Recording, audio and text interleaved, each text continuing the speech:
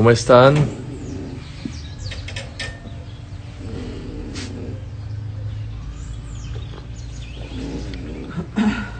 Buenos días, ¿cómo están?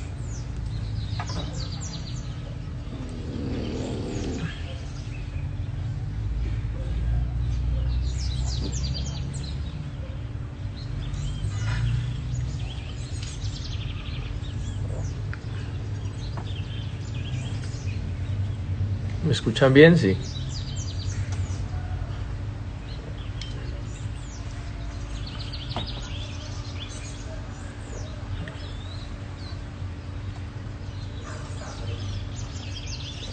Vamos a esperar unos segundos para comenzar. Les quiero decir que hoy quiero hablarles, tengo un poco de tiempo, quiero hablarles de la reforma tributaria. Quiero hablarles de la situación del paro y quiero hablarles de lo que vive hoy Cali. Y quiero leer sus mensajes también.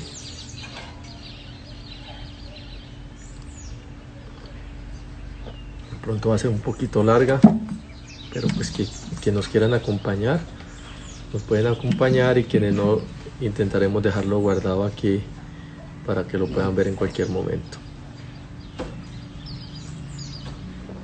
Necesitamos que alguien aquí retirar. Bueno, ¿por dónde quieren que arranquemos? ¿Por el paro, por la reforma, por la situación de la ciudad?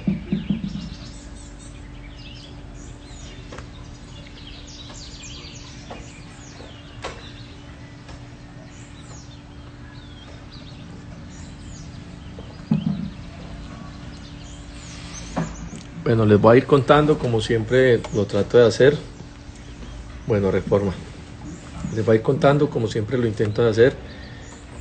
Yo lo que quiero que sepan es que yo respeto las opiniones de absolutamente todos los seres humanos, y así quiero que de pronto quienes estén acá lo hacen a voluntad propia, entonces escuchen un poco la posición y los argumentos.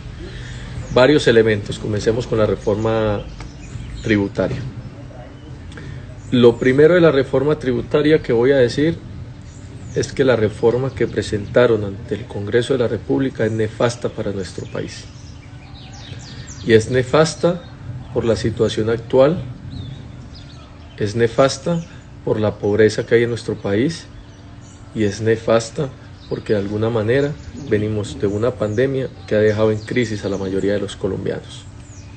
Por lo tanto, si esta reforma no hubiera tenido ninguna en este momento, sino hubiera sido un momento distinto, diferente, la valoración y la discusión podría ser otra. Y por eso quiero comenzar dejando ese primer panorama frente a lo que yo considero que es la reforma que presentaron. 1. 2. ¿Qué consideración tengo acerca de la necesidad de recursos que se tiene en el país? Entonces yo quiero explicarles algunos elementos que algunos tendrán discusión, obviamente, y bienvenidas estas discusiones, pero dos elementos. La gente pregunta, ¿para qué presentan una reforma? ¿Para qué? Y eso es una pregunta importante que la gente debe entender, pero no por los medios de comunicación, sino en lo técnico y en los entendimientos técnicos que yo, que estaba en la Comisión de Tercera Económica, hemos tenido y tenemos claro. Lo primero es que se necesitan, más o menos, ha dicho el gobierno, 24 billones de pesos. Más o menos, porque eso depende de las decisiones que se quieran tomar. Puede reducir, puede ser menos, puede ser más. Ahora ¿se necesitan para qué? Entonces se necesitan para dos elementos. La primera que se necesita es porque hay un hueco fiscal de 16.3 billones de pesos. Algunos me preguntaban en estos días qué significa un hueco fiscal. ¿Sí? Que los gastos que estaban presupuestados son mayores a los ingresos que el gobierno percibió durante los años anteriores y durante este año. ¿Por qué hubo ese hueco fiscal? Eminentemente porque tuvimos que atender la crisis de una pandemia. Otra discusión es cómo se manejó la pandemia, pero los recursos se destinaron para ello. Les voy a dar un ejemplo. Si usted en su casa tiene como ingresos al mes 1 millón de pesos y tiene organizado para que sus gastos sean 1 millón de pesos, y resulta que hay una crisis en su hogar, Dios no lo quiera, cualquiera que sea, y usted entonces ya no tiene 1 millón de pesos de gastos, sino que tiene 1,5 millones, tiene un hueco fiscal de 500.000 para el anterior y para este año. Eso es lo que llamamos un hueco fiscal. En el gobierno es de 16.3 billones de pesos. Eso como un primer esquema. Lo segundo es que no vamos a poder financiar, entonces el hueco fiscal es sobre este año y el anterior. Lo segundo es que en el futuro, o sea en el año 2022, además del hueco fiscal no se va a poder financiar, que es muy importante que lo tengan claro, no se va a poder financiar los programas sociales. ¿Que cuánto equivale? A 7.3 billones de pesos. ¿Cuántas personas más o menos se benefician? Entre 13 y 15 millones de personas. ¿Qué ejemplos hay? Adulto mayor. ¿Qué ejemplos hay? Jóvenes en acción. ¿Qué ejemplos hay? Familias en acción, devolución de IVA, ingreso solidario, entre múltiples subsidios que hay.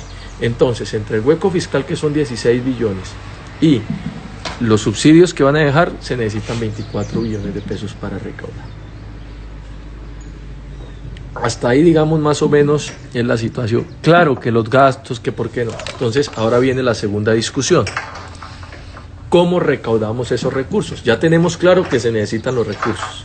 Ahora la gran pregunta es cómo lo recaudamos. El gobierno dijo y presentó una reforma diciendo, así lo queremos recaudar. Paréntesis, excúsenme el vocabulario, clavando a estas personas, a lo menos necesitados. ¿Sí? Ahora empiezan a salir muchas ideas. Muchas ideas empiezan a salir. Muchas ideas de cómo financiar estos recursos. ¿Sí? Lo que pasa es que algunas son viables, otras no. Entonces, alguna idea que alguna persona nos manifestó es, por ejemplo, ¿por qué no emiten los recursos? Porque el Banco de la República no emite recursos y no obtenemos más recursos si le hace un préstamo. Eso genera inmediatamente, el emitir recursos, una desvalorización de nuestra moneda. Nosotros la deuda la tenemos y los bonos que tenemos en nuestra deuda externa, que asciende a 160.000 millones de dólares, entre 550 billones de pesos más o menos, ¿sí? Inmediatamente, como nuestra deuda es en dólares, si se desvaloriza la moneda, el peso vale menos, quiere decir que nuestra deuda aumenta. Quiere decir que seguimos debiendo los mismos 160.000 millones de dólares, pero ya no son 550 billones de pesos, sino que esa cifra aumenta porque el peso vale menos. ¿Qué pasa entonces? Por ejemplo, si el gobierno no presenta la reforma, digamos, no la presentemos, devuelvemos mejor el hueco fiscal, los programas vemos qué hacemos el próximo año, que puede ser otra opción. Pues hay un riesgo, y es que las calificadoras de riesgo internacionales, ¿sí?, nos pueden colocar a nosotros un indicador de riesgo alto, y eso trae dos consecuencias, que ya lo han anunciado además. La primera, y es que la inversión inmediatamente se disminuye en el país, porque los inversionistas extranjeros lo primero que revisan es eso. Lo primero que revisan es el grado de calificación que tienen los países. Y la segunda y la más grave, ¿sí?, cuando nos califican. ¿Y por qué nos califican mal? Pues porque estos organismos internacionales determinan o han determinado que el país no va a poder pagar su deuda porque tiene un hueco fiscal de 16 billones. Entonces, el segundo desarrollo y la segunda situación que existe en este momento es que al no hacer ninguna reforma, inmediatamente la tasa de interés que tenemos de esa deuda de 160.000 millones de dólares, inmediatamente crece. Al haber más riesgo de que no podamos pagar, estas personas o estos bonos que tenemos en deuda, crece el interés. Y no estamos hablando de que el interés que tengamos que pagar crezca en 1 millón, 2 millones, no, estamos hablando de billones que año tras año vamos a seguir perdiendo y vamos a aumentar el hueco fiscal. Pero ahí es donde yo entro y tengo mi diferencia. Estamos en un momento difícil, estamos en un momento complejo. ¿Qué haría yo? Y ahora voy a pasar a la discusión si se retira, si no se retira, que es un tema más político que cualquier otra cosa. ¿Qué haría yo? Yo haría una reforma, no como la que radicaron, sino con algunos puntos importantes que podamos recaudar un recurso no en el largo plazo ni en el mediano, sino para sustentarnos el próximo año, buscar los mínimos de recursos que necesitemos para sustentarnos el otro año, y que el próximo presidente que llegue tome la decisión estructural de qué hacer con las finanzas de nuestro país, que es grave. El FMI no puede seguir imponiendo sus condiciones, no las impone, ellos no imponen condiciones, simplemente que si ellos ven que hay un riesgo de que no paguemos la deuda, nos aumentan los intereses. Y los intereses no estamos hablando, como lo dije ahora, de 1 billón, sino que estamos hablando de billones en cada aumento de intereses que nos haga. Entonces es aumentar el hueco fiscal. Entonces, ¿qué es lo que yo quiero decirles? En que mi propuesta siempre fue en poder tener la oportunidad de hacer una reforma pequeña que nos garantice los recursos para el próximo año, por lo menos para los programas sociales, y permitirle al siguiente presidente que llegue y una vez ya la pandemia la hayamos superado o hayamos avanzado en ella un poco más, se tomen las decisiones de qué hacer con una reforma tributaria. Esos son, digamos, como los elementos que yo veo frente a esta reforma. Si se retira o no, vuelvo y repito, si la retiran tienen que presentar otra, ¿sí? Entonces, ¿cuál es la diferencia? Y se los voy a contar aquí en privado. Si se deja en el Congreso, nosotros podemos presentar otra ponencia. ¿Qué significa presentar otra ponencia? Pues que ninguno de los artículos, ninguno de los artículos que están en la actual reforma quede, y colocar unos artículos nuevos. Eso se llama una ponencia alternativa, lo podemos hacer nosotros. Ya tenemos mayoría, porque hoy también les quiero contar que la reforma hoy no tiene los votos para salir adelante, porque ya la oposición, el Partido Cambio Radical y el Partido Liberal, que hacemos mayoría, ya han dicho que no van a votar, entonces no hay los votos. Entonces, que la retire, vuelvo y repito, ya es un tema político, porque igual si la retira van a tener, de alguna manera, que radicar una nueva, así sea para conseguir los recursos para el próximo año, así sea para decir, listo, no vamos a tocar a ninguno, vamos a tocar a otras entes de la sociedad que la gente está pidiendo, los bancos, etcétera, etcétera, etcétera. Claro, John, se manda un mensaje político, pero vamos a tener que erradicar una en 10 días. Esa es la realidad. Entonces, una cosa es la realidad, otra cosa es lo que queremos y lo que buscamos. Entonces, ¿qué significa eso? Que vamos a tener en 15 días nuevamente, así se radiquen otra reforma, vamos a tener nuevamente situaciones complejas en 15 días. Entonces, claro, Johanna, eso es lo que se va a hacer. Es que ya vuelvo y repito, ya incluso, no solamente que se modifique, la mayoría del Congreso dijo que va a votar no a la reforma, quiere decir que no va a haber reforma. ¿Cuál es el problema que yo veo? Porque lo que yo solicité en el Partido Liberal es, votemos no la reforma y construyamos una nueva. Dijeron no, votemos no. ¿Cuál es el riesgo que estamos corriendo? Este año muy seguramente no hay reforma. Como va la situación, no va a haber reforma, ya sea que la retiren o que el Congreso vote no va a haber reforma. Es lo más seguro. Es mi percepción en este momento. Si no hay reforma, entonces simplemente el próximo año se nos van a aumentar las tasas de interés, quiere decir que el hueco fiscal no va a ser de 16 billones, sino que va a incrementar porque van a subir nuestros intereses.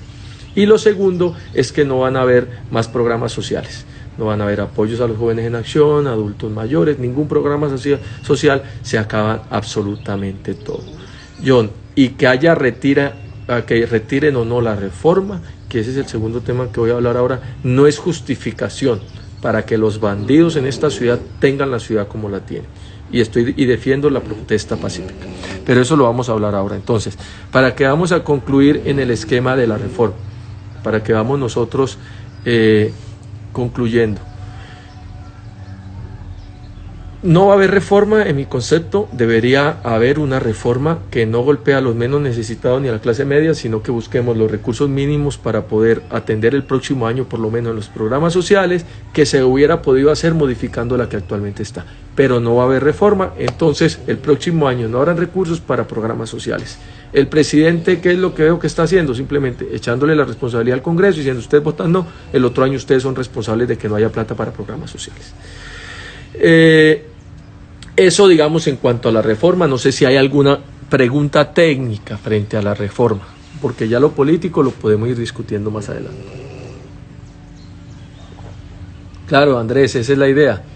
Por eso se llaman ponencias alternativas. Quiere decir que queda eliminada la que actualmente está y que construimos una totalmente nueva. Y claro, no es el momento para proponer una reforma agresiva. Estoy totalmente de acuerdo. Un saludo para mis amigos de Mazanova. Totalmente de acuerdo, y fue una equivocación, un desacierto total. Entonces, concluyo diciéndole, mire, esto es tan simple como lo siguiente.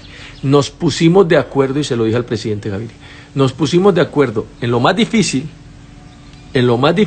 nos pusimos de acuerdo, que fue el fondo. Decir, esta reforma es regresiva, no se puede, es perversa. Todos nos pusimos de acuerdo en eso, que era lo más difícil. Y en la forma no nos pusimos de acuerdo. Algunos decíamos, retírela, ellos decían, no la retiramos, otros ponencia alternativa, pero es la forma.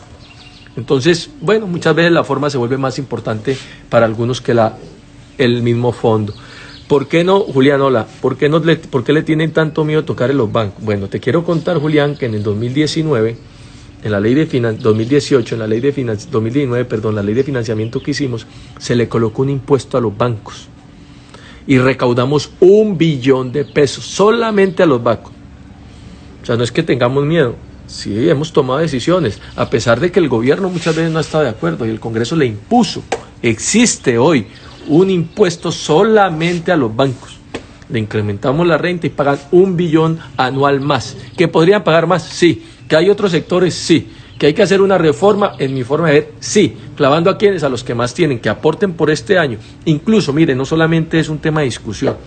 Yo he hablado con muchos empresarios y me han dicho, nosotros, si nos llaman a una mesa de concertación, que es lo que le hemos pedido al presidente, nos dicen los empresarios, nosotros somos capaces de decirle, durante el próximo 2 años ponemos esto, para que usted solucione el problema y luego que venga el próximo presidente resuelva el inconveniente ya en el mediano y en el largo plazo. Quiere decir que muchos empresarios quieren poner, pero no a la forma que quiera hacerlo el presidente, sino que ellos quieren que les permitan proponer, y yo creo que eso está bien. También, Jorge, muy bien, Jorge Eduardo, eso es, ¿qué es lo que pasa cuando se hacen impuestos, no excesivos, pero sí impuestos a entidades o a sectores, que lo trasladan al consumidor final? Esa es una realidad en la situación. Pero en conclusión, en la reforma, como lo venía diciendo, nos pusimos de acuerdo en el fondo, la reforma es perversa. No nos pusimos de acuerdo en la forma, algunos piden que la retire, otros que hagan una ponencia alternativa. Si no hay recursos, nos suben las tasas de interés y se acaban los recursos para los programas sociales. Y si buscamos otros mecanismos, se puede utilizar, pero siempre bajo la necesidad de que haya una reforma, sin golpear a la gente. Creo que eso más o menos es la conclusión de la reforma. Si tienen alguna pregunta en consideración de la reforma, lo sigo, por favor. Sí, se puede modificar, se pueden vender los bienes, por ejemplo, del narcotráfico, tenemos 10 billones, se pueden vender y se pueden vender algunas empresas del Estado. Eso es lo que yo estoy pensando que se puede hacer, y eso te resuelve el problema de un año, no los ingresos de los demás, porque tú haces una venta por una sola vez, los impuestos son anuales, pero nos resuelve el problema del próximo año, y que venga el próximo presidente, el que popularmente se elija, y que inmediatamente tome la decisión de hacer una reforma en su momento, la que se hace. Eso es muy importante, Charito, tu claridad. Mira, han circulado algunos videos en los medios y yo les pido que me ayuden a contradecir eso. Han circulado sí, acciones de Ecopetral sí tienen el gobierno. Lo que pasa es que esos ingresos por esas acciones ya están contempladas en el presupuesto. Les iba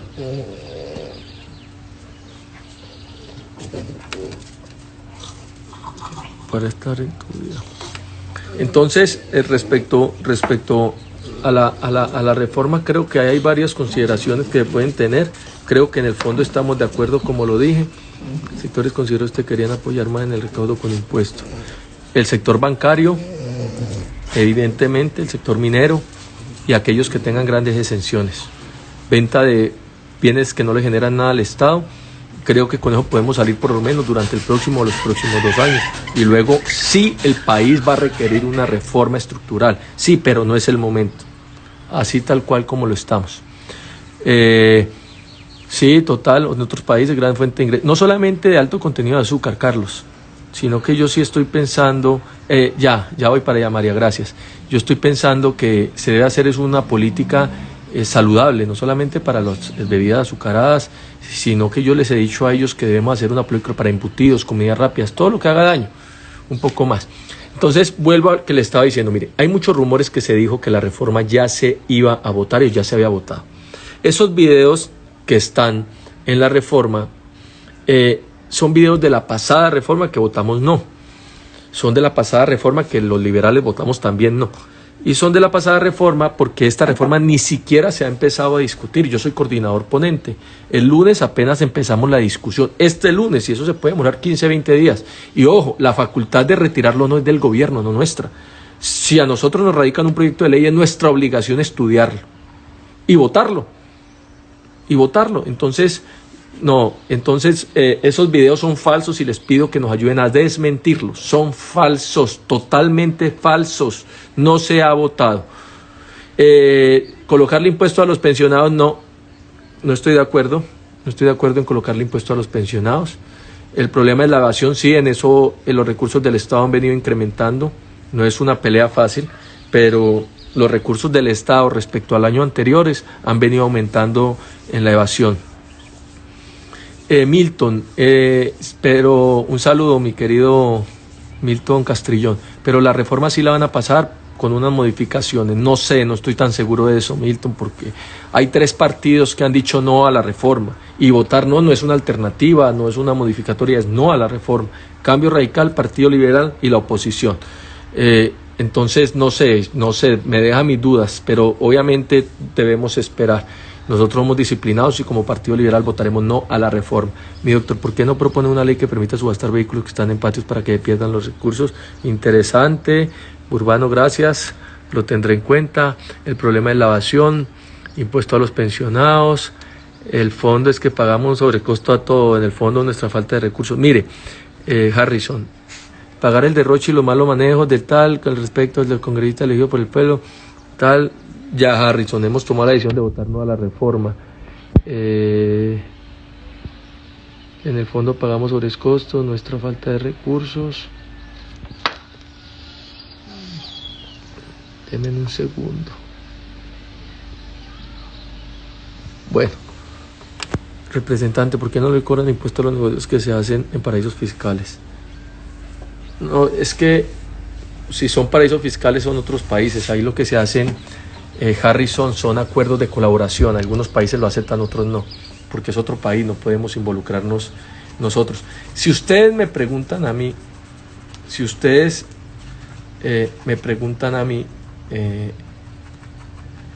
¿qué debemos hacer en una reforma estructural, no ahora, sino en unos años? Yo colocaría un solo impuesto para todo. Lo que pasa es que ¿cuál es el problema del país? Que hoy hay muchos que tienen exenciones y otros pagan el 19, estoy hablando del IVA. Entonces, los del 19 cubren el costo de los que no pagan nada. Entonces, ¿yo qué haría? En el futuro, no ahora. Yo colocaría un ejemplo, un impuesto, un IVA del 8% para todos. Entonces, bajarlo del 19 al 8 y que los que pagan 0 lo suban al 8, para absolutamente todo. Y eso nos podría dar. Lo que pasa es que en conversaciones con el Ministerio de Hacienda dicen que no alcanzaría una tarifa del 8, sino que tendría que ser del 11. Y entonces ahí yo sí considero que sería muy alta una tarifa del 11 para todo el mundo. Pero yo he hablado con muchos sectores, es colocar, ¿por qué hay tanta diferencia? Ustedes no han preguntado por qué hay tanta diferencia, que unos pagan el 8, otros el 5, otros el 11, otros el 12, otros el 19, otros el 0, otros no pagan, otros de... No, todos el 8. Y todos poder de alguna manera, con algunos esquemas como devolución del IVA para que las personas menos favorecidas que paguen, por ejemplo, en los productos, se les devuelva la plata. Wendy, un saludo, ¿cómo estás? Confiamos en su coherencia frente a este proyecto lamentable que afecta a la contratación de la desigualdad social. De acuerdo. Mario, ¿qué tan difícil acabar la JEP y usar los recursos para el beneficio de sectores? No estoy muy de acuerdo en esa posición, Mario, porque la JEP, el Partido Liberal ha defendido el proceso de paz, lo seguimos defendiendo y eso hace parte del mismo. ¿Ustedes como partido han pensado en modificar, Kiko, doctor, ustedes como partido han pensado en tratar de modificar alguna modificación de la reforma del proyecto de ley? Vamos a votar que no. Wendy, entonces la propuesta podamos tener para solucionar esta crisis. Como lo dije, Wendy, ahora mi propuesta es que hagamos una reforma que busque los recursos no en el largo plazo ni en el mediano, sino que resuelva los recursos y el déficit por este año que viene, por los próximos 2 años. Eso se puede hacer mediante las ventas de algunas acciones, mediante la venta de algunos bienes del Estado, y mediante la imposición de algunos impuestos a algunos sectores grandes, recaudar un recurso, solucionar en el corto plazo y en el mediano plazo, y que el próximo presidente, según las condiciones del país, tome la decisión de avanzar en algo. ¿Qué argumenta el impuesto a la riqueza? Que sea a partir de 3.000 millones. También el impuesto a la riqueza, Jader, se está aumentando no a 5.000, pero sí se está aumentando del 1 al 2%, que es uno de los recursos bastante importantes que se van a recaudar. Lore, gracias por tu pregunta. ¿Por qué no reducen los salarios de los congresistas? Estoy de acuerdo que reduzcan los salarios de los congresistas, estoy de acuerdo que reduzcan incluso el gasto de funcionamiento del Congreso. Pero te quiero decir algo. Dentro de las 10 entidades del Estado, la rama legislativa, la nuestra, es una rama del poder público, la ejecutiva y la judicial. Nosotros somos una de esas tres. Ustedes saben cuánto es el gasto nuestro anual, son más o menos 450.000 millones. Toda la rama legislativa, toda la rama del poder público legislativo. Quiere decir que nosotros, bajando, por ejemplo, los gastos, nosotros podemos compilar 100.000, 150.000 millones. Lo podemos hacer, pero no resuelve el problema. Recuerden que el problema de nosotros es de 24 billones, no de 100.000 millones. Entonces, eso se puede hacer. Por acá que me preguntó Lore, eso se puede hacer, pero realmente eso es un mensaje más político que en lo práctico, porque de todas las entidades, y yo por allí tenía el cuadrito, María, no sé si me lo mandas nuevamente, de todas las entidades, ya se los voy a mostrar, mándame el cuadro donde están los gastos de las entidades para que se den cuenta cuáles son las que más gastan y dónde podemos reducir nosotros. Miriam, hola, buenos días. Yo pensaría que gran ayuda sería bajar los sueldos, alcaldes, gobernadores, presidentes, ministros. De acuerdo, podemos estar tranquilos y podemos contar con nuestra gente. Lo de la reforma no la votarán. Nosotros, Burbano, ya tenemos la palabra empeñada. Disciplina de partido, no vamos a votar la reforma. Bueno, ahí estamos. Si se tienen los votos para negar, ¿por qué en el estudio negar y devolver el proyecto? Claro, lo que pasa, Milton, es que ni siquiera hemos iniciado el estudio. Entonces, como el estudio inicia el lunes, tenemos que esperar, tú lo conoces, que venga el presidente de la comisión que cite, apenas citó para la próxima semana. Entonces, una vez cite, empezamos el estudio y ya empezamos a tomar ese tipo de decisiones. Si de una vez lo devolvemos, si se hace el estudio completo y se miran otras alternativas, eso es lo que se hace. Pero ni siquiera nos han convocado, o sea, no hemos tenido el espacio ni siquiera para hablar. Y ya están diciendo, Milton, que se aprobó. Por eso es importante aclarar. Gracias por tu respuesta. Pero pues sí, Lore, es verdad, puede eliminar el gasto, pero las soluciones deben ser mucho más estructurales. Ahí no está la solución. Permítame que yo creo que ya me enviaron el cuadro, que yo se los quiero mostrar, porque la discusión siempre está enmarcada en eso. Y eso es más un mensaje, mírenlo acá, eso es más un mensaje político, Lore, que cualquier otra cosa. Les voy a mostrar esto, no sé si lo ven.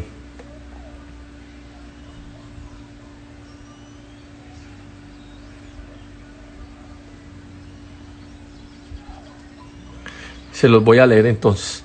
Rama ejecutiva. Estoy hablando solo de gastos en funcionamiento. 40 billones. Rama judicial, 4.3 billones de pesos. Fiscalía General, 3.5 billones de pesos. Procuraduría, 800.000 millones de pesos. Contraloría, 800.000 millones de pesos. Defensoría del Pueblo, 600.000 millones de pesos. Rama legislativa, 450.000 millones de pesos. Entonces, miren, la Defensoría gasta más, la Contraloría gasta más, la Procuraduría gasta más, la Fiscalía gasta más, y nosotros somos una rama del poder público. ¿Sí? Por eso lo leí, para que sepan. Entonces, rama ejecutiva 40 billones, rama judicial 4.3 billones, Fiscalía 3.5 billones, Procuraduría 700.000 millones, Contraloría 720.000 millones, Defensoría 550.000 millones y la rama legislativa 450.000 millones. Entonces, se puede hacer, pero vuelvo y repito, son mensajes políticos, eso es lo que yo llamo mensajes simbólicos, para que la gente se quite de alguna manera esa idea de la cabeza, pero no es lo que va a solucionar nuestro problema. Yo estoy de acuerdo, congelar. Imagínense que nosotros en la pasada reforma colocamos un impuesto a los altos funcionarios, ¿recuerda? La Corte Constitucional lo tumbó, porque solamente era para algunos y eso no se puede en el esquema nuestro. Lo tumbó. Un impuesto para los que ganamos bastante se debió colocar, se colocó, incluso nos lo acaban de colocar. Entonces lo pagamos durante 6 meses, pero lo tumbaron, entonces tampoco ha sido fácil porque hay veces que no nos permiten hacer eso. Y al no empezar aún el trámite, ¿tiene algún beneficio para el pueblo? Totalmente, bueno, priorizar, Marcela, hola, ¿cómo estás? Priorizar la seguridad en Cali, por favor, nos sentimos, ya voy para allá, que hace parte de mis temas. Entonces, ¿les parece si lo voy a compartir? Si dejamos este tema de la reforma hasta allí en este momento, me gustaría hablar un poco de la protesta, y me gustaría hablar un poco de lo que viene en la situación que está viviendo Cali.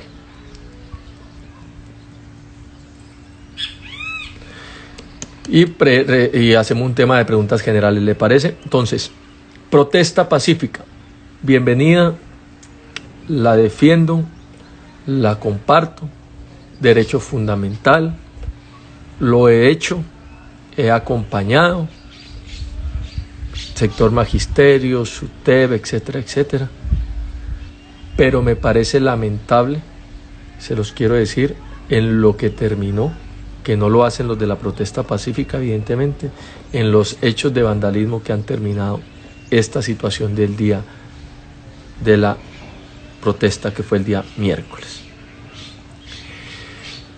Creo que es lamentable que Cali se encuentre y en otras ciudades en una situación de descontrol. Respaldo toda la posición del alcalde Jorgiano Espina y de la gobernadora. No podemos ser inferiores a los terroristas y bandidos que hay hoy en la calle, porque hoy quien esté en la calle tapando vías, quemando CAIs, quemando estaciones del mío, son bandidos y son terroristas, no hacen protesta.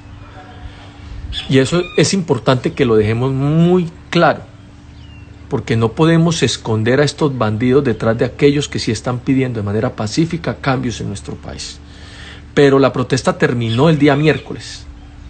Posteriormente, de alguna manera hemos tenido nosotros continuidad en ese crimen organizado que existe en Cali. Es lamentable y no hay excusa, ni una reforma, ni siquiera el gobierno malo que está haciendo Duque hoy. No hay excusa para que bandidos y criminales golpeen, atropellen a los ciudadanos, roben a los ciudadanos, acaben con el patrimonio público. No hay absolutamente excusa en eso. No hay excusa y no hay comparación, Juanito, me excusas, pero no hay comparación. Sí, son bandidos también y la justicia lo está haciendo, pero no tiene nada que ver una cosa con la otra. Hoy, el que roben uno no significa que yo voy a robar, Juanito, y me excusas que en eso me diferencio contigo enormemente. Entonces, ¿por qué otros roban yo lo hago? ¿Esa es la concepción que tenemos que tener en nuestro país? No, creo que no. Creo que no, una cosa es una cosa y eso sí, como dice el argario popular, otra cosa es otra cosa. Entonces, lo primero que yo los quiero invitar a todos ustedes, es que por favor rechacen a los vándalos, rechacen a los bandidos, a los terroristas que hoy están vandalizando y acabando con nuestra ciudad y la tienen descontrolada. No, mire, es muy difícil cuando de manera organizada el crimen se va en 40, 70 partes de la ciudad con 200 personas y no se pueden hacer nada. ¿Qué se puede hacer? Los policías no pueden sacar el arma porque es fuerza desproporcionada. Quiere decir que tiene que intervenir el ESMAD. El ESMAD no puede intervenir porque si comete un error en ese momento, todos caemos encima. Entonces, siempre la fuerza debe ser proporcionada, estoy totalmente de acuerdo. Pero es que hoy tenemos bandidos en la calle. Si hay un toque de queda el jueves y el viernes, si hay un toque de queda el jueves y el viernes, ¿por qué hay gente vandalizando sitios, taponando vías? ¿Eso es protesta? No. Pero ahí, Luz Estela, tenemos que unirnos todos a rechazar en nuestras redes. Ahí es donde tenemos que nosotros entrar a rechazar, a respaldar nuestras autoridades. La culpa no es de la autoridad, la culpa es de aquellos que vandalizan de manera organizada la ciudad. Y de nosotros que no nos unimos, y de nosotros que no entendemos que cómo es posible que a nuestros policías del ESMAD los quemen, No, eso no es posible. Y si los del ESMAD cometen un error, pues habrán las autoridades para que los investiguen.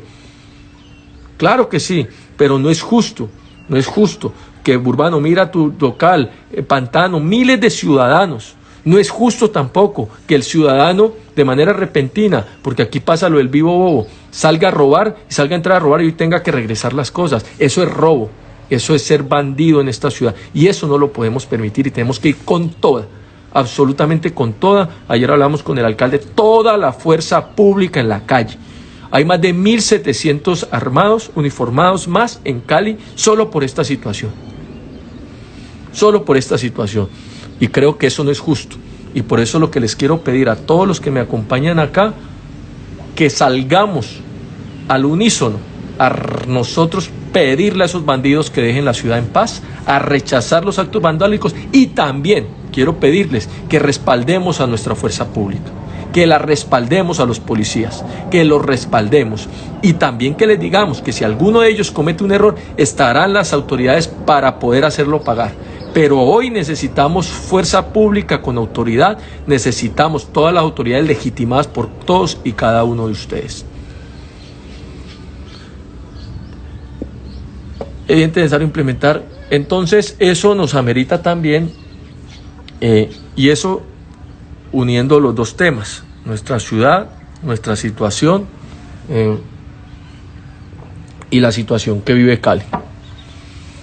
Y quiero proponerles, los que salen a protesta, pero los que no están no salen a aprovecharse del espacio de vandalizar. Claro, así es, Jen. Pero ¿saben qué es lo que más lamentable me parece? Y yo sé que aquí mucha gente se me va a venir encima, pero pues yo estoy acostumbrado a decir lo que pienso y a defenderlos con mis ideas. Ustedes pueden creer que hoy la ciudad está descontrolada, que lleva 2 días saqueando sitios, que llevan 2 días golpeando policías, hiriéndolos, quemando estaciones, con terroristas en la calle. Y ustedes pueden creer que hoy hay sectores políticos convocando mañana nuevamente para marcha. Yo la verdad no sé si es que yo estoy muy alejado, yo la verdad no sé si es que me cuesta entender, pero ¿cómo es posible que después de lo que ha pasado todos estos días, sin haber retomado el control de nuestra ciudad, hayan sectores y políticos convocando a marchas mañana y el lunes? O sea, ¿cómo es posible eso? Yo la verdad no lo he podido entender, no lo entiendo. Sí, que es 1 de mayo, que es un día, sí, yo lo sé, hemos marchado, lo respaldo, lo comparto, un día histórico, claro, pero también estamos viendo un momento histórico en la ciudad, donde lleva la ciudad 3 días manifestando y no estoy de acuerdo, Lina, contigo, no hay que seguir marchando, por lo menos en Cali hay que parar hasta retomar el control de la ciudad. Una vez la retomemos, podemos entonces seguir garantizando el derecho a la marcha pacífica. Hoy quieren seguir marchando, mañana, por ejemplo, quieren seguir marchando para que sigamos saqueando los almacenes, para que sigamos golpeando. Sí, sí se puede marchar, Juanito, no estoy diciendo que no lo pueden hacer, pero ¿no crees que hoy, ante la situación que vive la ciudad, mañana, estoy hablando de mañana, ante la situación que vive la ciudad, mañana deben estar convocando los líderes políticos racionales, donde está muriendo gente, donde están saqueando, donde no hay control de la ciudad, donde están atacando la ciudad? ¿Tú crees que puede haber el escenario para una marcha pacífica?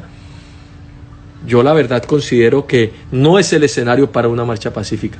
Y si queremos marchar, la ciudad esperamos retomarla de aquí al domingo rápidamente, porque no es fácil, y el lunes pueden salir a marchar, una vez podamos estar en las condiciones.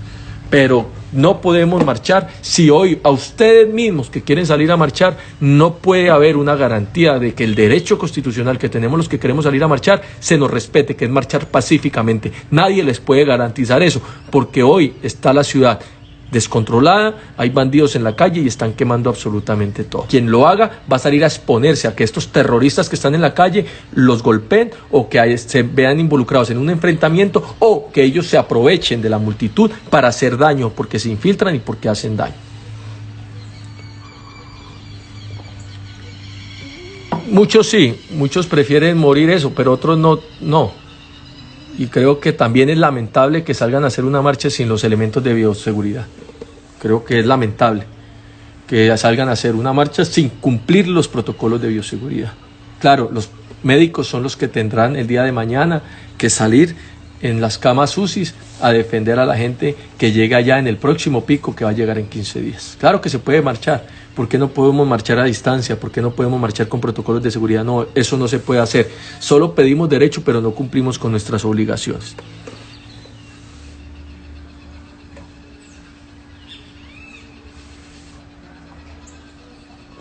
Creo que eso... no, sí, Felipe, mire, sí hay marchas, hay gente que sale a marchar pacíficamente, todo sí existe.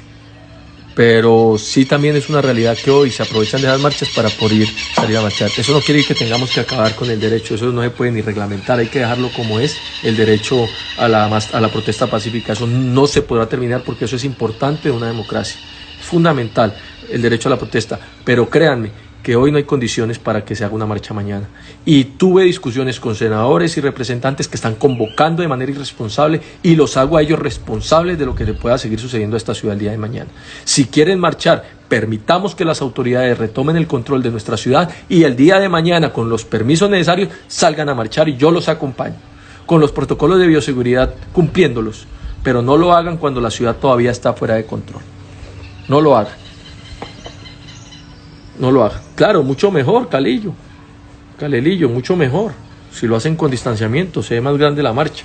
Pero bueno, acá muchas veces, y con eso termino este punto y quiero tocarles un último punto, que es un tema de reflexión, ahí sí los quiero escuchar, y con esta frase termino el último punto. Y me incluyo, muchos queremos pedir nuestros derechos y no respetamos el derecho de los demás. Bueno, sigamos, ya hablamos de la reforma, hablamos de la protesta y hablamos de la situación de Cali. Frente a Cali nos queda una pregunta, yo los quiero leer primero.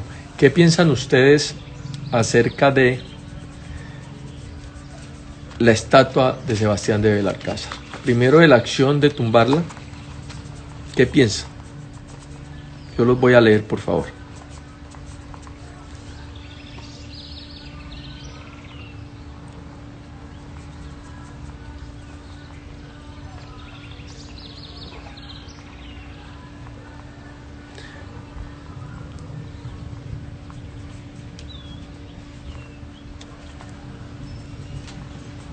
Hay marchantes pacíficos, sí. Lo que pasa es que no hay marchas porque se infiltran y porque hay grupos organizados que las aprovechan. Vuelvo y pregunto, ¿qué piensa acerca de la estatua de Sebastián de Belalcázar? Yo les doy ahorita mi posición, pero ¿qué piensan acerca de que la tumbaron? ¿Qué piensan qué piensan de esa acción? ¿Ustedes qué piensan? ¿Están de acuerdo o no están de acuerdo?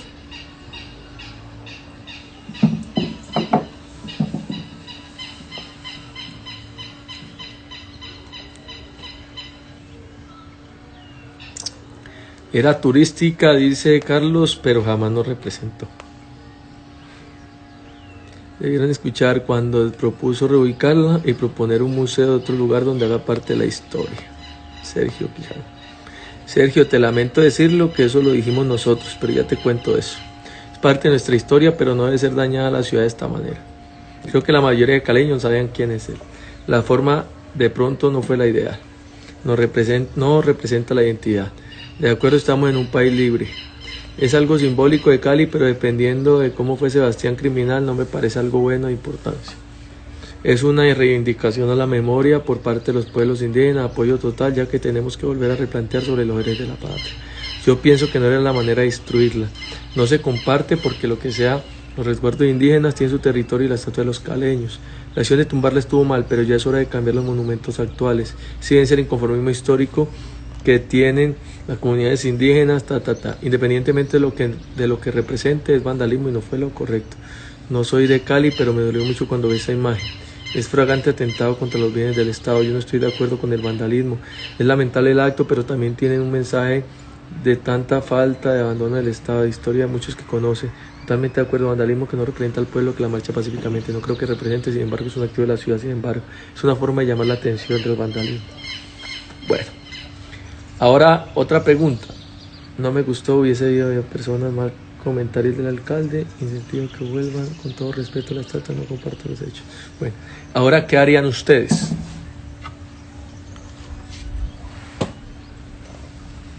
¿Qué harían ustedes Ahora, ya les doy mi criterio sobre la primera pregunta que le hice. Ahorita una segunda pregunta. ¿Qué harían ustedes? ¿Qué pondrían allí?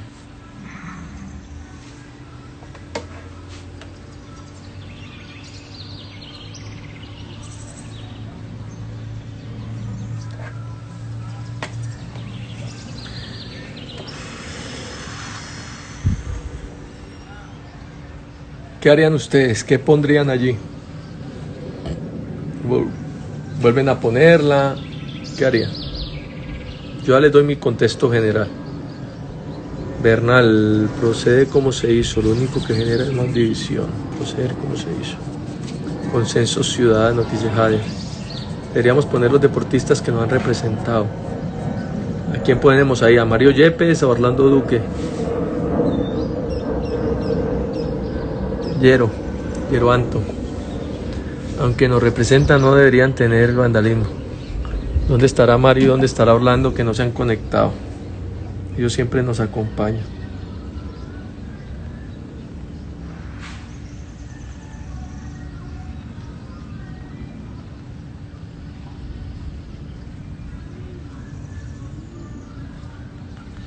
Bueno, les termino entonces con mi idea para ir finalizando. Mire, lo primero que les quiero decir es que un gobierno nunca puede mostrar debilidad en su autoridad. Esto puede ser un acto menor, pero es simbólico. Y los gobiernos, como se lo dije al alcalde, no podemos permitir que las personas piensen que por vía de hecho pueden hacer lo que se les da la gana en la ciudad. Lo primero que hay que hacer es rechazar ese acto. Rechazarlo totalmente, contundentemente. Sí, vuelvo a mis palabras. Los que hacen eso son bandidos, independientemente de la justicia o independientemente, de la justificación que tenga. Quien hace eso es un bandido, que está actuando como tal. Entonces, independientemente de la justificación, no hay justificación para hacer tal atrocidad. Hay mecanismos. Mire, yo les quiero contar. Muchos no lo saben, pero cuando yo fui presidente del Consejo, quizás fue la discusión más grande frente a la reivindicación de los derechos caleños. Yo hice una pregunta cuando fui concejal y presidente, que si la gente sabía, y se las voy a preguntar a ustedes. ¿Ustedes saben quién es Alexander Petion?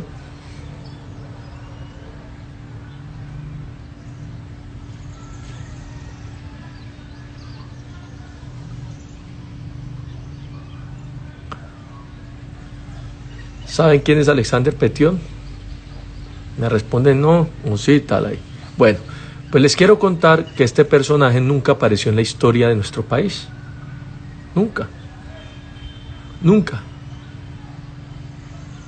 Y nada más y nada menos que fue quien financió a Bolívar en 2 ocasiones, presidente de Haití, y lo financió en 2 ocasiones y lo recibió allá cuando estaba derrotado en Haití. En 2 ocasiones lo financió. ¿Y saben cuál es la única condición que le puso? Que tenía que abolir la esclavitud en nuestro país. Hay cartas escritas de Bolívar a Petion agradeciéndole por el apoyo. Entonces, si ustedes me preguntan, era un afrodescendiente, era un negro, y le apoyó con barcos, con fuerza, con plata a Bolívar para que viniera a nuestro país con una condición: abolir la esclavitud. Y este personaje, por ser afro, fue olvidado por nuestra historia y por no ser español. En el 2014, sin recurrir a vías de hecho, yo coloqué este debate en el país. ¿Y saben cómo lo puse? Diciendo que la Avenida Colombia, la primera, se llamara Avenida Alexander Petion. Y saltó toda la crema innata de la ciudad, se volvió una discusión, que cómo era posible, que cómo iban a colocar ese haitiano acá. Bueno, salió pues a relucir parte de nuestra discriminación, etcétera, etcétera. Yo, evidentemente, mi propósito no era colocarle a la vía porque sabía que iba a causar mucho revuelo. Mi propósito era generar un debate para que la gente conociera quién era este hombre, que por ser afrodescendiente la historia lo olvidó.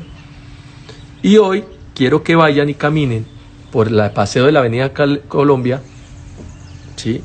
El bulevar. Quiero que caminen y a mano izquierda, después de los monumentos que hay una estatua de Alexander Petion. La colocamos nosotros. como reivindicación. Me dijeron colóquela en tal parte, no, en un lugar que sea emblemático, y la pusimos ahí. Eso fue en el 2014, la colocamos, entonces me acompañó Angelino, vicepresidente, bueno, muchas personas, y la colocamos.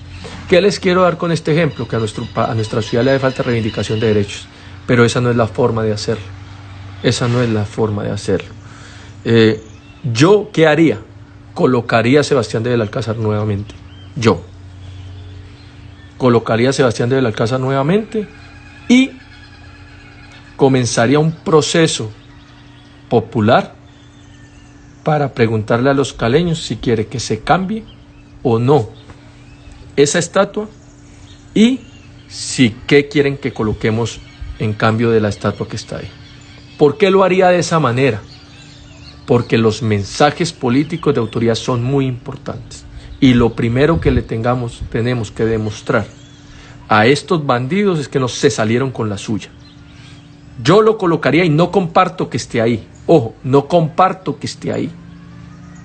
Porque con un gran amigo mío, Ray Charrupi, hicimos también la discusión, por eso Sergio te decía, que él no debe estar ahí y que había que quitarlo.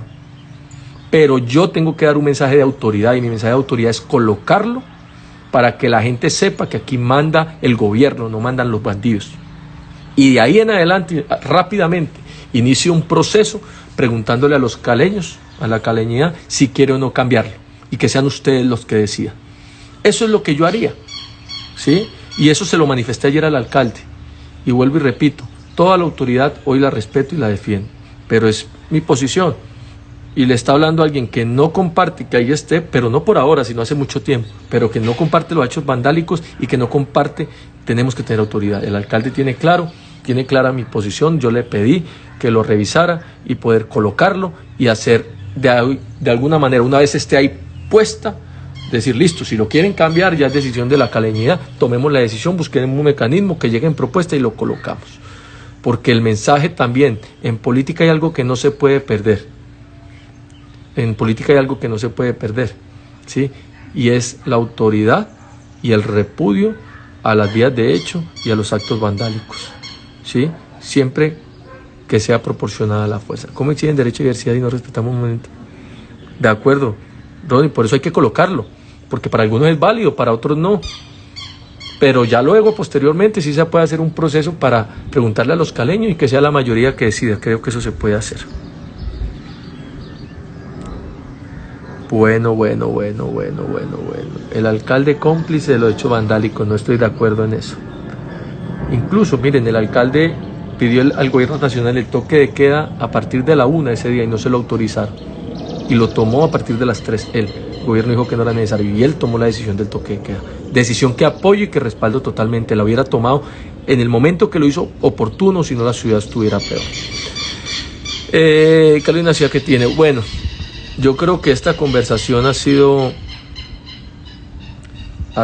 muy positiva, ha sido muy productiva y creo que sí, la situación del país es difícil, la gente tiene hambre, estoy de acuerdo, debemos tomar decisiones rápidamente, debemos reactivar la economía.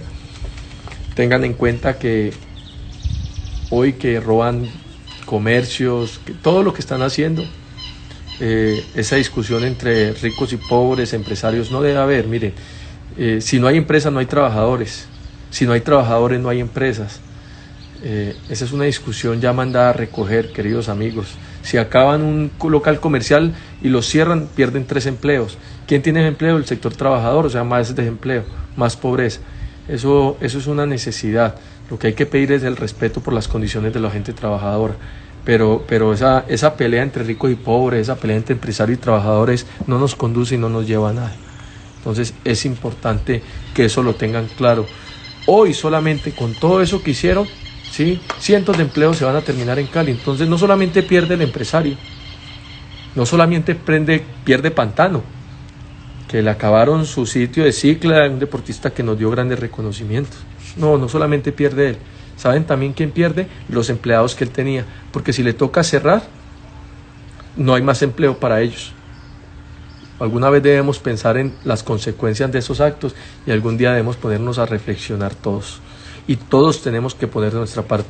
Y lo que estoy diciendo no es ni regaño ni mucho menos, simplemente doy mi posición de manera concreta para que no haya absolutamente duda de cuáles son mis posiciones respecto a estos temas. Y creo que aquí están. Ustedes merecían este momento, merecían que yo les dé explicación, porque ustedes me eligen, me ayudan a elegir, me ayudarán a elegirme en lo que venga, y yo también tenía en deuda darles a ustedes cuál va a ser mi comportamiento en la reforma. Ya se los dije, mi comportamiento referente a las protestas y mi comportamiento referente a este tema simbólico de la estatua.